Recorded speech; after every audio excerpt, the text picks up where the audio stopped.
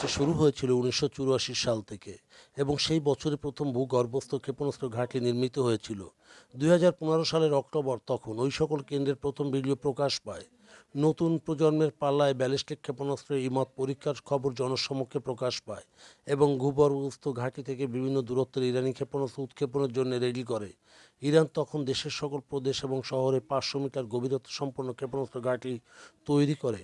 প্রকৃতভাবে ইরানের দ্বীপ ও ভূগর্ভস্থ এত সুযোগ সুবিধা আছে যে তার পুনর্বিবরণ অনেকেই জানে না। ২০২০ সাল ইরানের আবারও একটি ভিডিও প্রকাশ হয় যেটিতে ব্যালিস্টিক ক্ষেপণাস্ত্রের দলগুলিকে উৎক্ষেপণের জন্য প্রস্তুত দেখানো হয় এবং স্বয়ংক্রিয় রেল লাইন সিস্টেমের মাধ্যমে ভূগর্ভস্থ বাংকারের গুহাযুক্ত টানেলে তা পরিবহন করা হয়।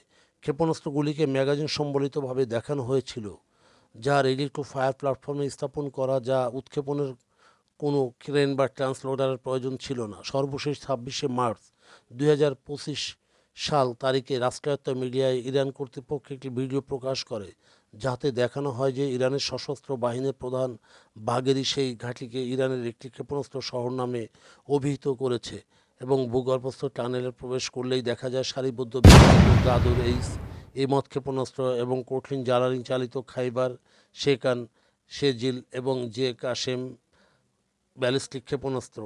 শুধু তাই নয়, রয়েছে পাইরেহু স্থল আক্রমণ ক্রুজ ক্ষেপণাস্ত্র। মার্কিন যুক্তরাষ্ট্র ২ মাসের মধ্যেই ইরান এবং তার পারস্পরিক আকাঙ্ক্ষা এবং ক্ষেপণাস্ত্র কর্মসূচি ত্যাগ করার দাবিতে ২ মাসের আলটিমেটাম দেওয়ার পর উক্ত ভিডিও প্রকাশ করে ইসলামিক বিপ্লবী গার্ড, যা ইরানের প্রতিপক্ষের জন্য ছিল এটি একটি সতর্কীকরণ প্রচারণা।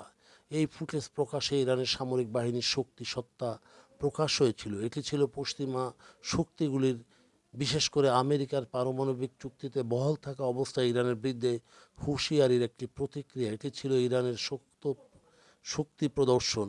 সুপ্রাচীন কাল থেকে ইরানের ভূগর্ভস্থ শহরের ব্যাপকতা ছিল, যা ক্ষেপণাস্ত্রের শহরে